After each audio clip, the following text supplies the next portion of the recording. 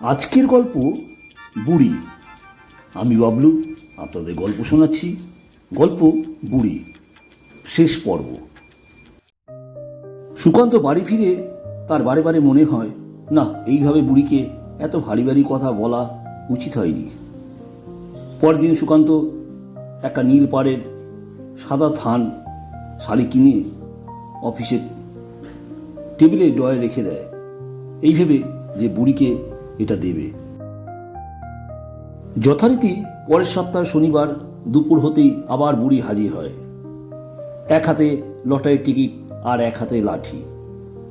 আবার সেই একই ভঙ্গিমায় অফিসের কর্মীদের লটারির টিকিট বিক্রি করে আবার বুড়ি আস্তে আস্তে এগিয়ে যায় সুকান্তের টেবিলের সামনে, গিয়ে বলে, বাবা এটা নাও। সুকান্ত বলে, কি এটা বুড়ি? বুড়ি বলে, এটা লটারি টিকিট, সব টিকিট আজ বিক্রি হয়ে গেছে, এই টিকিটটা বেঁচে আছে। সুকান্ত বলে, কিন্তু তুমি তো জানো আমি লটারি টিকিট কাটি না। বুড়ি আবার সেই ফোগলা দাঁতের একগাল হাসি, প্রাণ খুলে হেসে বলে, না বাবা, এই টিকিট আমি তোমায় বেচবো? আমি পাগল, এই টিকিটটা আমি তোমার কাছে রাখতে দিলাম। সুকান্ত বলে, বারে, তোমার টিকিট আমি খামোকা রাখতে যাব কেন? বুড়ি বলে, আহা, রাগ করছো কেন? তুমি যে সেই দিনে আমার কথা দিলে এই লটারির টাকার হিসাবপত্র তুমি করে দেবে, আমি নিশ্চিন্তে থাকবো। সুকান্ত বলে, সেসব কথা আমার মনে আছে, কিন্তু বুড়ি, লটারির টাকা তো আগে পাবে, তারপর হিসাব করব। বুড়ি বলে, ও মা, তাই জন্যই তো তোমার কাছে টিকিটটা রাখতে দিলাম। পরশুদিন সকালে টিকিটের নাম্বার মেলাবে, তারপর লটারির টিকিট বিক্রির অফিসে যাবে, সেই টাকা তোমার ব্যাংকে জমা রাখবে। তা এত কিছু আমি পারবো কি করে? তাছাড়া আমার তো ব্যাংক অ্যাকাউন্টের খাতা নেই। এবার সুকান্ত প্রাণ খুলে হাসল, ও বুড়ি, একে বলে গাছে কাঁঠাল গোপে তেল, কবে হবে তা না জেনে তার আগে এত কিছু প্রস্তুতি। ঠিক আছে, তোমার কথা মতো আমি তাই করব, কিন্তু আমি যে তোমার টাকা এত হিসাবপত্র রাখবো, এত দায়িত্ব নেব, তা আমার মাস মাইনে কত দেবে? বুড়ি বলে, এই অফিসে যা পাও তার দ্বিগুণ দেব। বুড়ি বলে, আমি তোমাকে বিশ্বাস করি গো। সুকান্ত মনে মনে বলে, আমার যারা বিশ্বাস করে সেই দলে আরও একটা নাম যোগ হলো। সুকান্ত বুড়ির জন্য আনা সাদা থান কাপড়টা বুড়ির হাতে দিয়ে বলে, এই শাড়িটা তোমায় দিলাম, পরবে কিন্তু। বুড়ি হাসে। সুকান্ত বলে, তা বুড়ি, তুমি থাকো কোথায়?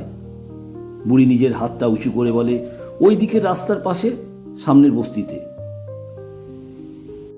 আজ রাতে বিছানায় শুয়ে সুকান্তের মনে পড়ে বুড়ির কথা। না চাইতেই সুকান্তের মুখখানা হাসি ফুটে ওঠে। স্ত্রী অনিতা বলে, কি গো, একা একা হাসছো, কোনো ভালো খবর আছে? সুকান্ত হাসির আওয়াজটা একটু জোর করে বলে, না গো, সেসব না, এক সরলসিধে মানুষের কথা মনে পড়ে গেল। প্রতিদিনের মতন আজও সুকান্ত সকাল থেকে অফিসের কাজে বেশ ব্যস্ত। দুপুরে টিফিন করার পর মনে পড়ে বুড়ি তো একটা লটারি টিকিট রাখতে দিয়েছিল, সেটার ফলাফল আস্ত বেরিয়েছে। হাতের কাজে খবরের কাগজটা নিল, ড্রয়ে রাখা লটারির টিকিটটা বার করে প্রতিটা নাম্বার মেলাতে থাকে। প্রথম পুরস্কার 1 কোটি টাকার, সব নম্বরগুলো মিলে যায়। সুকান্ত আবার একবার নম্বরগুলো একটা একটা করে মেলায়, হ্যাঁ, সব কিছু মিলে যাচ্ছে। তার মানে বুড়ির দেওয়া লটারির টিকিটটার প্রথম পুরস্কার 1 কোটি টাকা পাবে। সুকান্ত এক মুহূর্তের জন্য প্রচণ্ড ঘামতে থাকে, হাত পা এবার কাঁপতে থাকে, যেন একটা বড় অপরাধ করে ফেলেছে। ঘণ্টাখানেক পর অনেকটাই স্বাভাবিক হয়, অফিস থেকে বেরিয়ে পড়ে। সন্ধ্যা হওয়ার আগেই সুকান্তর ব্যাংক অ্যাকাউন্টে লটারির প্রথম পুরস্কারের টাকা জমা হয়ে যায়। আজ রাতে সুকান্ত যখন বাড়ি ফেরে তখন রাত প্রায় 10টা বাজে। ক্লান্ত ভগ্নদশা মানুষটাকে দেখে সুকান্তের স্ত্রী অনিতা দৌড়ে আসে, পাশের ঘরে শ্বশুর শাশুড়িকে ডেকে আনে। আজ সকাল থেকেই সুকান্তের দায়িত্ব অনেকটাই বেড়ে যায়। অফিসে না গিয়ে বুড়ির খোঁজে বেড়ায়। বুড়ি যেখানে থাকে বলেছিল সেখানে সেই রকম অনেক বুড়ি আছে, কিন্তু লটারি বুড়িকে খুঁজে পাওয়া গেল না। আশপাশের যতগুলো ঝুপড়ি ছিল সব জায়গায় একটা কথা সবাই বলে, লটারি বিক্রি করে এমন কোনো বুড়ি তার চেনা নেই। সুকান্ত এবার বেশ রাগের সঙ্গে বলে উঠল, একটা জলজ্যান্ত মানুষ এক রাতে উবে গেল।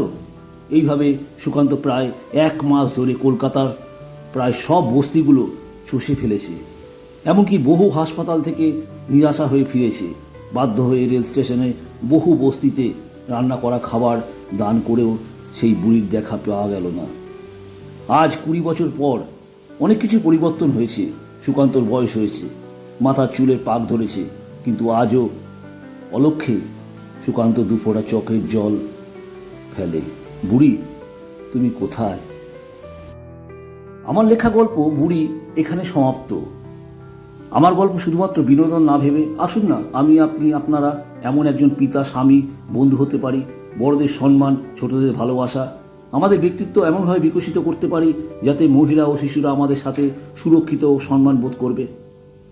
নমস্কার, এতক্ষণ আমার লেখা গল্প আপনাদের শোনাচ্ছিলাম। গল্প ভালো লাগলে একটা লাইক করে দেবেন। সাবস্ক্রাইব করা না থাকলে সাবস্ক্রাইব করতে ভুলবেন না। লাইক ও সাবস্ক্রাইব করাটা আপনার কাছে ফ্রি হলেও আমার চ্যানেলের গ্রোথের ক্ষেত্রে ভীষণভাবে জরুরি। আমি যখন নতুন ভিডিও আপলোড করব সবার আগে নোটিফিকেশন আপনার কাছে পৌঁছাবে। So I request to you, please like this video and subscribe to my channel. Good night.